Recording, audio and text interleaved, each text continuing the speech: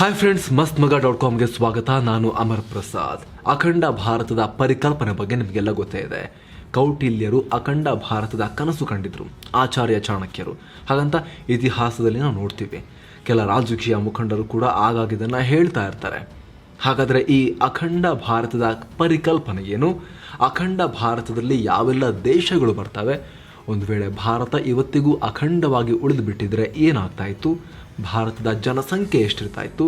ದೊಡ್ಡ ದೊಡ್ಡ ರಾಷ್ಟ್ರಗಳ ಪಟ್ಟಿಯಲ್ಲಿ ಭಾರತ ಎಷ್ಟನೇ ಸ್ಥಾನದಲ್ಲಿ ಬರ್ತಾ ಇತ್ತು? ಸೇನಾ ಬಲ ಎಷ್ಟಿರ್ತಾ ಇತ್ತು? ಆರ್ಥಿಕತೆಯಲ್ಲಿ ಭಾರತ ಎಷ್ಟನೇ ಸ್ಥಾನದಲ್ಲಿ ಇರ್ತಾ ಇತ್ತು? ಎಲ್ಲವನ್ನ ಈ ವಿಡಿಯೋದಲ್ಲಿ ಹೇಳೋ ಪ್ರಯತ್ನವನ್ನು ಮಾಡ್ತೀವಿ. ಅದಕ್ಕೂ ಮುನ್ನ ನೀವಿನ್ನು mastmaga.comನ ಚಾನಲ್ಗೆ ಸಬ್ಸ್ಕ್ರೈಬ್ ಮಾಡಿಲ್ಲ ಅಂದರೆ ಈ ಕೂಡಲೇ ಸಬ್ಸ್ಕ್ರೈಬ್ ಮಾಡಿ, ಪಕ್ಕದ ಬೆಲ್ ಐಕಾನ್ ಮೇಲೆ ಕ್ಲಿಕ್ ಮಾಡೋದನ್ನು ಯಾವುದೇ ಕಾರಣಕ್ಕೂ ಮರಿಬೇಡಿ. ಯಾವೆಲ್ಲ ದೇಶಗಳು ಇರ್ತಾ ಇದ್ವು ಫ್ರೆಂಡ್ಸ್? ಭಾರತ ಒಂದು ಕಾಲದಲ್ಲಿ ಅಖಂಡವಾಗಿತ್ತು. ಆದರೆ ಕಾಲ ಕಳೆದಂತೆ ಆಕ್ರಮಣಗಳಿಗೆ ತುತ್ತಾಗಿ ಬ್ರಿಟಿಷರ ಒಡೆದು ಆಳುವ ನೀತಿಯಿಂದ, ನಮ್ಮ ದೇಶದ ರಾಜರುಗಳ ಅಸಮರ್ಥತೆ ಹಾಗೂ ಒಗ್ಗಟ್ಟಿನ ಕೊರತೆಯಿಂದ ದೇಶ ಅಖಂಡ ಹೋಗಿ ಹಲವು ತುಂಡುಗಳಾಗಿ ವಿಭಜನೆ ಆಯಿತು.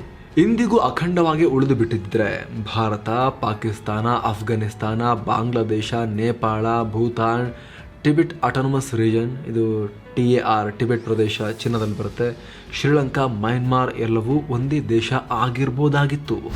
ಜನಸಂಖ್ಯೆ ಎಷ್ಟಿರ್ತಾ ಇತ್ತು? ಇವತ್ತಿಗೂ ಭಾರತ ಅಖಂಡವಾಗಿ ಉಳಿದು ಬಿಟ್ಟಿದ್ದರೆ ಜನಸಂಖ್ಯೆ ಎಷ್ಟಿರ್ತಿತ್ತು ಅನ್ನೋ ಪ್ರಶ್ನೆ ಮೂಡುತ್ತಲ್ಲ.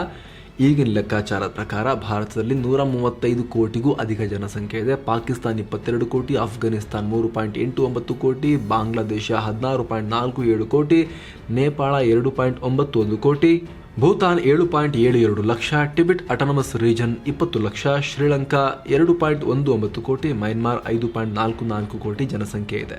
ಇದೆಲ್ಲವನ್ನ ಕೂಡಿಸಿದ್ರೆ 188 ಕೋಟಿ ದಾಟುತ್ತೆ. ಅಂದರೆ ಅಖಂಡ ಭಾರತ ಇಡೀ ವಿಶ್ವದಲ್ಲಿ ಅತಿ ಹೆಚ್ಚು ಜನಸಂಖ್ಯೆ ಹೊಂದಿರೋ ದೇಶವಾಗಿರ್ತಾ ಇತ್ತು. ಚೀನಾ 2ನೇ ಸ್ಥಾನದಲ್ಲಿರ್ತಾ ಇತ್ತು. ಈ ರೀತಿ ಅಖಂಡ ಭಾರತದ ಜನಸಂಖ್ಯೆ 188 ಕೋಟಿ ದಾಟುತ್ತೆ ಅಂತ ಹೇಳಿದ್ರೆ, ಈ ಅಖಂಡ ಭಾರತದ 188 ಕೋಟಿಯಲ್ಲಿ ಬೇರೆ ಬೇರೆ ಧರ್ಮಗಳನ್ನು ಫಾಲೋ ಮಾಡುವ ಪರ್ಸೆಂಟೇಜ್ ಕೂಡ ಚೇಂಜ್ ಆಗಿಬಿಡುತ್ತೆ. ಇವಾಗ ಹೇಗಿದೆ ಭಾರತದಲ್ಲಿ ಒಂದು 108 ಕೋಟಿ ಹಿಂದೂಗಳಿದ್ದಾರೆ, ಒಂದು 20 ಕೋಟಿ ಮುಸ್ಲಿಮರಿದ್ದಾರೆ, ಉಳಿದಂತೆ ಇತರ ಧರ್ಮಗಳು ಕೂಡ ಕ್ರಿಶ್ಚಿಯನ್ರು, ಸಿಖ್ಖರು, ಬೌದ್ಧರು, ಜೈನರೆಲ್ಲ ಭಾರತದಲ್ಲಿದ್ದಾರೆ. ಆದರೆ ಅಖಂಡ ಭಾರತ ಆಗಿದ್ದಿದ್ರೆ ಈ ಸೀನ್ ಕಂಪ್ಲೀಟ್ ಆಗಿ ಚೇಂಜ್ ಆಗ್ತಾ ಇತ್ತು. ಹಿಂದೂ ಜನಸಂಖ್ಯೆ ಎಷ್ಟು ಜಾಸ್ತಿ ಆಗ್ತಾ ಇತ್ತು? 108 ಕೋಟಿ ಹಿಂದೂ ಜನಸಂಖ್ಯೆಯಿಂದ ನೇಪಾಳದ್ದು ಸ್ವಲ್ಪ ಸೇರಿಸ್ಕೊಂಡ್ರೆ ನಾವು ಈ ನೇಪಾಳದ ಜನಸಂಖ್ಯೆ ಎಷ್ಟು? 2.91 ಕೋಟಿ ಅಂತ ಹೇಳಿದ್ವಿ. 3 ಕೋಟಿ ಮತ್ತು ಇತರ ರಾಷ್ಟ್ರಗಳು ಕೂಡ ಸ್ವಲ್ಪ ಇದಾರಲ್ಲ, ಅದೆಲ್ಲವನ್ನು ಸೇರಿಸಿದ್ರು ಕೂಡ ಒಂದು 108ರಿಂದ 112 ಕೋಟಿ ಹತ್ತತ್ರ ಈ ನಮ್ಮ ಅಖಂಡ ಭಾರತದಲ್ಲಿ ಹಿಂದೂ ಜನಸಂಖ್ಯೆ ರೀಚ್ ಆಗ್ತಾ ಇತ್ತು. ಸೇಮ್ ಟೈಮ್ ಮುಸ್ಲಿಂ ಜನಸಂಖ್ಯೆ ಎಲ್ಲಿಗೆ ರೀಚ್ ಆಗ್ತಾ ಇತ್ತು?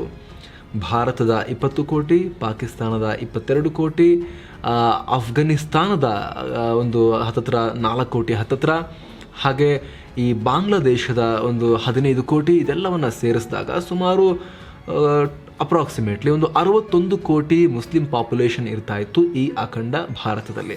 ಇದರ ಜೊತೆಗೆ ಈ ಭೂತಾನ್, ಟಿಬೆಟ್ ಪ್ರದೇಶ, ಶ್ರೀಲಂಕಾ, ಮಯನ್ಮಾರ್ ಇವೆಲ್ಲವೂ ಕೂಡ ಕೌಂಟ್ ಮಾಡ್ತಿರೋದ್ರಿಂದ ಒಂದಷ್ಟು ಬುದ್ಧಿಸ್ಟ್ ಜನಸಂಖ್ಯೆ ಕೂಡ ಇನ್ಕ್ರೀಸ್ ಆಗ್ತಾ ಇತ್ತು. ಉಳಿದಂತೆ ಕ್ರಿಶ್ಚಿಯನ್ನರ ಜನಸಂಖ್ಯೆ ಅಥವಾ ಜೈನರ ಜನಸಂಖ್ಯೆ ಅವೆಲ್ಲವೂ ಕೂಡ ಅಷ್ಟು ದೊಡ್ಡ ಬದಲಾವಣೆ ಆಗ್ತಾ ಇರಲಿಲ್ಲ. ಸಿಖ್ಖರ ಜನಸಂಖ್ಯೆ ಅವೆಲ್ಲ ತುಂಬ ದೊಡ್ಡ ಬದಲಾವಣೆ ಆಗ್ತಾ ಇರಲಿಲ್ಲ.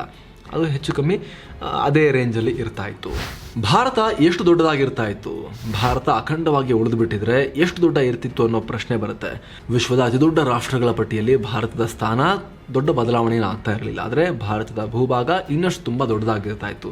ಈಗ ಭಾರತ 32.87 ಲಕ್ಷ, ಪಾಕಿಸ್ತಾನ 8.81 ಲಕ್ಷ, ಅಫ್ಘಾನಿಸ್ತಾನ 6.52 ಲಕ್ಷ, ಬಾಂಗ್ಲಾದೇಶ 1.48 ಲಕ್ಷ, ನೇಪಾಳ 1.47 ಲಕ್ಷ, ಮಯನ್ಮಾರ್ 6.76 ಲಕ್ಷ, ಟಿಬೆಟ್ ಪ್ರದೇಶ 12 ಲಕ್ಷ ಸ್ಕ್ವೇರ್ ಕಿಲೋಮೀಟರ್ ಭೂ ಪ್ರದೇಶವನ್ನು ಹೊಂದಿವೆ. ಅದೇ ರೀತಿ ಭೂತಾನ್ 38,000 ಮತ್ತು ಶ್ರೀಲಂಕಾ 60,000 ಸ್ಕ್ವೇರ್ ಕಿಲೋಮೀಟರ್ನಷ್ಟು ಭೂಮಿಯನ್ನು ಹೊಂದಿವೆ. ಎಲ್ಲ ಒಟ್ಟುಗೂಡಿಸಿದರೆ ಅಖಂಡ ಭಾರತದ ಸೈಜ್ 71 ಲಕ್ಷ ಸ್ಕ್ವೇರ್ ಕಿಲೋಮೀಟರ್ನಷ್ಟು ಇರ್ತಾ ಇತ್ತು. ಸೇನಾ ಬಲ ಎಷ್ಟಿರ್ತಾ ಇತ್ತು ಫ್ರೆಂಡ್ಸ್? ಅಖಂಡ ಭಾರತ ಇವತ್ತಿಗೂ ಹಾಗೆ ಉಳಿದು ಬಿಟ್ಟಿದ್ರೆ ಅಥವಾ ಈಗೇನಾದರೂ ಕೂಡ ಎಲ್ಲ ದೊಡ್ಡ ಮನಸ್ಸು ಮಾಡಿ ಒಟ್ಟುಗೂಡಿಸಿಬಿಟ್ರೆ ದೇಶದ ಸೈನಿಕರ ಸಂಖ್ಯೆ 54.41 ಲಕ್ಷದಷ್ಟಾಗುತ್ತೆ. ವಿಶ್ವದ ಅತಿ ದೊಡ್ಡ ಸೇನೆ ಭಾರತದಾಗುತ್ತೆ. ಒಟ್ಟು ಏರ್ಕ್ರಾಫ್ಟ್ಗಳ ಸಂಖ್ಯೆ 4,141ರಷ್ಟಾಗುತ್ತೆ. ಅದೇ ರೀತಿ ಯುದ್ಧ ನೌಕೆಗಳ ಸಂಖ್ಯೆ 951ಕ್ಕೆ ಏರಿಕೆಯಾಗುತ್ತೆ. ಅಂದ ಹಾಗೆ ಅಫ್ಘಾನಿಸ್ತಾನ್, ಭೂತಾನ್ ಮತ್ತು ನೇಪಾಳ ಯಾವುದೇ ರೀತಿಯ ಜಲ ಗಡಿಯನ್ನು ಹೊಂದಿಲ್ಲ. ಹೀಗಾಗಿ ಈ ದೇಶಗಳು ಯುದ್ಧ ನೌಕೆಯನ್ನು ಹೊಂದಿಲ್ಲ.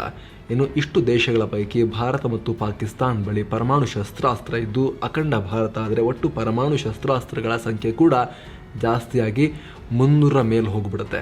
325ಕ್ಕೆ ಏರಿಕೆ ಆಗುತ್ತೆ. ಇದೇನು ಪ್ರಾಪರ್ ಲೆಕ್ಕ ಅಂತಲ್ಲ, ಯಾವ ರಾಷ್ಟ್ರ ಕೂಡ ಇಷ್ಟೇ ನಮ್ಮ ಹತ್ರ ಅಣು ಸ್ಫೋಟಕ ಇದೆ ಅಂತಲೇ ಹೇಳಿಲ್ಲ, ಅಪ್ರಾಕ್ಸಿಮೇಟ್ ಲೆಕ್ಕ. ಒಟ್ಟಲ್ಲಿ ಸೈನಿಕವಾಗಿ ಈ ಒಂದು ಇಮ್ಯಾಜಿನೇಷನ್ ಇದೆಯಲ್ಲ, ಅಖಂಡ ಭಾರತದ ಕಲ್ಪನೆ, ಆ ಇಮ್ಯಾಜಿನೇಷನ್ ವಾಸ್ತವ ರೂಪಕ್ಕೆ ಬಂದುಬಿಟ್ರೆ ಇಷ್ಟು ಶಕ್ತಿಶಾಲಿ ಆಗುತ್ತೆ ಸೇನೆ ಅಂತ. GDP ಮತ್ತು ದೇಶದ ಅಭಿವೃದ್ಧಿ ಹೇಗಿರ್ತಾ ಇತ್ತು? ಭಾರತ ಅಖಂಡವಾಗಿದ್ದರೆ GDPಯಲ್ಲಿ ದೊಡ್ಡ ಬದಲಾವಣೆಯನ್ನು ಆಗ್ತಾ ಇರಲಿಲ್ಲ. ಯಾಕಂದರೆ ಈಗ ಭಾರತ ವಿಶ್ವದ GDPಯ 3.28% ಅಷ್ಟು ಹೊಂದಿದ್ದು 5ನೇ ಸ್ಥಾನದಲ್ಲಿದೆ.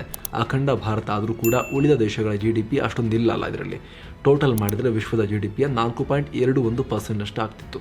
ಆದರೆ ಅಖಂಡ ಭಾರತ ಆಗಿಬಿಟ್ಟಿದ್ದರೆ ಈಗ ಇರೋ ಪರಿಸ್ಥಿತಿ ಇರ್ತಾ ಇರಲಿಲ್ಲ. ದೇಶದ ಉತ್ಪನ್ನ ಜಾಸ್ತಿ ಇರ್ತಾ ಇತ್ತು, ಬೇರೆ ದೇಶಗಳೊಂದಿಗೆ ವ್ಯಾಪಾರ ಕೂಡ ಜಾಸ್ತಿ ಇರ್ತಾ ಇತ್ತು ಅಂತ. ಇವೆಲ್ಲಕ್ಕಿಂತ ಹೆಚ್ಚಾಗಿ ಈ ದೇಶಗಳ ನಡುವೆ ಈಸಿಯಾಗಿ ಓಡಾಟ, ವ್ಯಾಪಾರ, ವಹಿವಾಟು ಸಾಧ್ಯ ಆಗ್ತಾ ಇತ್ತು. ಅಲ್ಲದೆ ದೇಶಗಳ ಸೇನಾ ವೆಚ್ಚ ಕೂಡ ಕಮ್ಮಿ ಆಗ್ತಾ ಇತ್ತು. ಭಾರತ ಪಾಕಿಸ್ತಾನದ ಮಧ್ಯೆ ಈಗಾಗಲೇ 4 ಯುದ್ಧಗಳಾಗಿ ಎರಡೂ ದೇಶಗಳು ದೊಡ್ಡ ಪ್ರಮಾಣದಲ್ಲಿ ಡಿಫೆನ್ಸ್ ಮೇಲೆ ಖರ್ಚು ಮಾಡ್ತಿರೋದೇ ಒಬ್ಬರ ವಿರುದ್ಧ ಇನ್ನೊಬ್ರು. ಪಾಕಿಸ್ತಾನ ಅಂತೂ ನಮಗೆ ಅಟ್ಲೀಸ್ಟ್ ಚೀನಾನು ಕೂಡ ಎದುರಾಳಿ, ಆದರೆ ಪಾಕಿಸ್ತಾನ ಬದುಕ್ತಿರೋದೇ ಭಾರತದ ವಿರುದ್ಧ ಯುದ್ಧ ಮಾಡೋಕೆ. ಅಖಂಡವಾಗಿದ್ದರೆ ಇದೆಲ್ಲ ಸೀನೆ ಇರ್ತಾ ಇರಲಿಲ್ಲ ಅಂತ ಒಂದು ಕಲ್ಪನೆ. ಭಾರತ ಅಖಂಡವಾಗಿ ಉಳಿದಿದ್ದರೆ ಯುದ್ಧಗಳೇ ಆಗ್ತಿರ್ಲಿಲ್ವಲ್ಲ. ದೊಡ್ಡ ಮಟ್ಟದ ಆರ್ಥಿಕ ನಷ್ಟದೊಂದಿಗೆ ಲಕ್ಷಾಂತರ ಜೀವಗಳು ಕೂಡ ಹೋಗ್ತಾ ಇರಲಿಲ್ಲ. ಕಾಶ್ಮೀರದ ಸ್ಥಿತಿಯೇ ಬೇರೆ ಇರ್ತಾ ಇತ್ತು. ಜಮ್ಮು ಕಾಶ್ಮೀರದಲ್ಲಿ ಇವತ್ತು 35% ಭಾಗವನ್ನು ಪಾಕ್ ಆಕ್ರಮಿತ ಕಾಶ್ಮೀರ ಅಂತ ನಾವು ನೋಡ್ತಾ ಇದ್ದೀವಿ. ಅದನ್ನು ಗಿಲ್ಗಿಟ್ ಬಾಲ್ಟಿಸ್ತಾನ್, ಆಜಾದ್ ಕಾಶ್ಮೀರ್ ಅಂತ ಪಾಕಿಸ್ತಾನದವ್ರು ಕರೀತಾರೆ. ಅವ್ರ ಕಂಟ್ರೋಲಲ್ಲಿದೆ. ಅದರಲ್ಲಿ ಒಂದು ಸಣ್ಣ ಭಾಗವನ್ನು ಚೀನಾಗೆ ಅವರಪ್ಪನ ಮನೆ ಆಸ್ತಿ ರೀತಿಯಲ್ಲಿ ಪಾಕಿಸ್ತಾನದವರು ಗಿಫ್ಟ್ ಕೂಡ ಕೊಟ್ಟಿದ್ದಾರೆ. ತಗೊಳ್ಳಿ ಚೀನಿಯರೇ, ನಿಮಗೆ ಇಟ್ಕೊಳ್ಳಿ ಅಂತ. ನಮ್ಮ ಜಾಗನ ಅವರು ಅವರಿಗೆ ಗಿಫ್ಟ್ ಕೊಟ್ಟಿದ್ದಾರೆ. ಅಷ್ಟು ಮಾತ್ರ ಅಲ್ಲ, ಇನ್ನೊಂದು ಭಾಗ ಅಂದರೆ 20% ಭಾಗ ಅಕ್ಸಾಯ್ ಚೀನ್ ಪ್ರದೇಶ, ಅದು ಚೀನಾ ವಶದಲ್ಲಿದೆ. COK, Chinese occupied Kashmir. ಉಳಿದ ಪ್ರದೇಶ ಭಾರತದಲ್ಲಿದೆ. ಇಂತಹ ಕಾಶ್ಮೀರ ಈಗ ಪ್ರವಾಸಿಗರ ಸ್ವರ್ಗ ಹೋಗಿ ಭಯೋತ್ಪಾದಕರ ಸ್ವರ್ಗ ಆಗ್ತಾಯಿದೆ. ಭಯೋತ್ಪಾದಕರು ದಿನನಿತ್ಯವೂ ದಾಳಿ ಮಾಡಿ ಆ ಕಾರಣಕ್ಕಾಗಿ ಕಾಶ್ಮೀರ ಡೈಲಿ ಸುದ್ದಿ ಆಗ್ತಾ ಇದೆ. ಆದರೆ ಭಾರತ ಅಖಂಡವಾಗಿದ್ದರೆ ಈ ರೀತಿಯ ಸಮಸ್ಯೆಗಳು ಅವಾಯ್ಡ್ ಆಗ್ತಿತ್ತೇನೋ. ಜೊತೆಗೆ ನಿಜವಾಗಿಯೂ ಕಾಶ್ಮೀರ ಭೂಮಿಯ ಮೇಲಿನ ಸ್ವರ್ಗವಾಗಿರ್ತಾ ಇತ್ತು. ದೇಶದ ಎಲ್ಲರೂ, ವಿದೇಶಗಳ ದೊಡ್ಡ ಪ್ರಮಾಣದ ಪ್ರವಾಸಿಗರು ಕೂಡ ಅಲ್ಲಿಗೆ ಬಂದು ಆ ಪ್ರದೇಶ ಬೇರೆದೇ ಪಿಕ್ಚರ್ ಅಲ್ಲಿ ಕಂಡು ಬರ್ತಿತ್ತೇನೋ ಈಗ ಒಂದು ವೇಳೆ ಹೋಗಿದ್ದಿದ್ರೆ. ಈ ದೇಶಗಳ ನಡುವೆ ಓಡಾಡೋದು ಸುಲಭ. ಒಂದು ವೇಳೆ ಭಾರತ ಅಖಂಡವಾಗಿದ್ದಿದ್ರೆ ಈ ದೇಶಗಳ ನಡುವೆ ಓಡಾಡೋದು ಸುಲಭ ಆಗ್ತಾ ಇತ್ತು. ಎಲ್ಲರೂ ಒಂದೇ ದೇಶದ ಪ್ರಜೆಗಳಾಗ್ತಿದ್ದರಿಂದ ಯಾರು ಯಾವ ಭಾಗಕ್ಕೆ ಬೇಕಾದರೂ ಕೂಡ ಹೋಗೋಕ್ಕೆ ಅವಕಾಶ ಇರ್ತಾ ಇತ್ತಲ್ಲ. ವ್ಯಾಪಾರ, ವಹಿವಾಟು ಕೂಡ ತುಂಬ ಈಸಿ ಆಗ್ತಾ ಇತ್ತು. ಈ ದೇಶಗಳಲ್ಲಿ ಒಟ್ಟು 13 ಬಂದರುಗಳಿದ್ದು ಎಲ್ಲ ಬಂದರುಗಳನ್ನು ಅಖಂಡ ಭಾರತದಲ್ಲಿ ಬರೋ ಎಲ್ಲ ದೇಶಗಳಲ್ಲಿ ಬಳಸೋಕೆ ಸಾಧ್ಯ ಆಗ್ತಾ ಇತ್ತು. ಈಗ ಅಖಂಡ ಭಾರತ ಕೂಗು ಯಾಕೆ? BJP ನಾಯಕರು ಆಗಾಗ ಅಖಂಡ ಭಾರತದ ಮಾತಾಡ್ತಾ ಇರ್ತಾರೆ. 2015ರಲ್ಲಿ ಪ್ರಧಾನಿ ಮೋದಿ ಐತಿಹಾಸಿಕ ಪಾಕ್ ಪ್ರವಾಸ ಕೈಗೊಂಡು ಬಂದ ಬೆನ್ನಲ್ಲೇ ಮಾತನಾಡಿದ್ದ BJP ರಾಷ್ಟ್ರೀಯ ಕಾರ್ಯದರ್ಶಿ ರಾಮ್ ಮಾಧವ್ ಭಾರತವನ್ನು ಅಂದರೆ ಭಾರತ, ಪಾಕಿಸ್ತಾನ ಮತ್ತು ಚೀನಾವನ್ನು ಮತ್ತೆ ಒಗ್ಗೂಡಿಸಬಹುದು ಅಂತ RSS ಈಗಲೂ ನಂಬುತ್ತೆ. ಯಾಕಂದರೆ ಈ ಹಿಂದೆ ಕೆಲವೊಂದು ಕಾರಣಗಳಿಂದ ದೇಶವನ್ನು ಡಿವೈಡ್ ಮಾಡಲಾಗಿತ್ತು. ಈಗಲೂ ನಾವೆಲ್ಲರೂ ಒಟ್ಟಾಗಿ ಅಖಂಡ ಭಾರತ ಸೃಷ್ಟಿ ಮಾಡಬಹುದು ಅಂತ ಹೇಳಿದರು. ಅಷ್ಟು ಮಾತ್ರ ಅಲ್ಲ, ಸುಪ್ರೀಂ ಕೋರ್ಟ್ ಮಾಜಿ ಜಡ್ಜ್ ಮಾರ್ಕಂಡೇಯ ಕಾಟ್ಚು ಇವರು ಸ್ವಲ್ಪ ಆಗಾಗ ತುಂಬ ಈ ಥರ ಸ್ಫೋಟಕ ಹೇಳಿಕೆಗಳನ್ನು ಕೊಡ್ತಾ ಇರ್ತಾರೆ. ಇವರೇನು ಹೇಳಿದ್ರು, ಭಾರತ ಮತ್ತು ಪಾಕಿಸ್ತಾನ ನಡುವಿನ ಸಮಸ್ಯೆ ಪರಿಹಾರಕ್ಕೆ ಎರಡೂ ದೇಶಗಳು ಮರ್ಜಾಗೋದೇ ಪರಿಹಾರ ಅಂತ ಹೇಳಿದರು. ಭಾರತ, ಪಾಕಿಸ್ತಾನ ಮತ್ತು ಬಾಂಗ್ಲಾದೇಶ ಒಂದಾಗಿ ಬಲಿಷ್ಠ, ಜಾತ್ಯತೀತ ಮತ್ತು ಆಧುನಿಕ ಮೈಂಡ್ಸೆಟ್ ಇರೋ ಸರ್ಕಾರ ರಚಿಸಬೇಕು ಅಂತ ಹೇಳಿದರು. ಇವು ಜಸ್ಟ್ ಉದಾಹರಣೆಗಳು. ಈ ರೀತಿ ಸಾಕಷ್ಟು ಹೇಳಿಕೆಗಳು ಸಾಕಷ್ಟು ಜನರಿಂದ, ಸಮಾಜದ ಬೇರೆ ಬೇರೆ ವಲಯಗಳಿಂದ ಬರ್ತಾನೆ ಇರುತ್ತೆ ಆಗಾಗ. ಅಖಂಡ ಭಾರತ ಸೃಷ್ಟಿ ಸಾಧ್ಯನಾ? ಇತಿಹಾಸದಲ್ಲಿ ಏನೇ ಇರ್ಬೋದು, ಆದರೆ ಈಗ ಇವೆಲ್ಲವೂ ಸೆಪರೇಟ್ ದೇಶಗಳು, ಸೆಪರೇಟ್ ಇತಿಹಾಸ ಈಗ ಇದೆ. ಹೊಸದಾಗಿ ಸೃಷ್ಟಿಯಾಗಿದೆ ಸೆಪರೇಟ್ ಇತಿಹಾಸ. ಹೀಗಾಗಿ ಇವುಗಳನ್ನು ಬಲವಂತವಾಗಿ ನಮ್ಮ ಜೊತೆ ಸೇರಿಸ್ಕೊಂಡು ಅಖಂಡ ಭಾರತ ಮಾಡೋಕ್ಕೆ ಬರೋದಿಲ್ಲ. ಈಗ ಪ್ರತಿಯೊಂದು ದೇಶದ ರಾಜಕೀಯ, ಸರ್ಕಾರದ ವ್ಯವಸ್ಥೆ, ಜನ ಎಲ್ಲರೂ ಕೂಡ ಈಗ ಡಿಫ್ರೆಂಟ್ ಇದೆ. ಎಲ್ಲ ದೇಶಗಳ ಬಹುಮತ ಅಖಂಡ ಭಾರತ ಸೃಷ್ಟಿಗೆ ಒಪ್ಪಿದ್ರೆ ಆಗ ಅಖಂಡ ಭಾರತ ರಚನೆ ಆಗ್ಬೋದೇನೋ. ಅದು ಬಿಟ್ಟು ಬಲವಂತವಾಗಿ ಯುದ್ಧ ಮಾಡಿ ನಾವು ಸೇರಿಸ್ಕೊಂಡ್ಬಿಡ್ತೀವಿ ಭಾರತಕ್ಕೆ ಈ ರಾಷ್ಟ್ರಗಳನ್ನು ಅಂದರೆ ಅದು ಹೋಗೋ ವಿಚಾರ ಅಲ್ಲ. ಹಾಗೇನಾದರೂ ಪ್ರಯತ್ನ ಪಟ್ಟರೆ ಈಗ ರಷ್ಯಾ ಮತ್ತು ಯುಕ್ರೇನ್ನಲ್ಲಿ ಏನಾಗ್ತಾ ಇದೆಯೋ ಆ ರೀತಿ ಆಗುತ್ತೆ.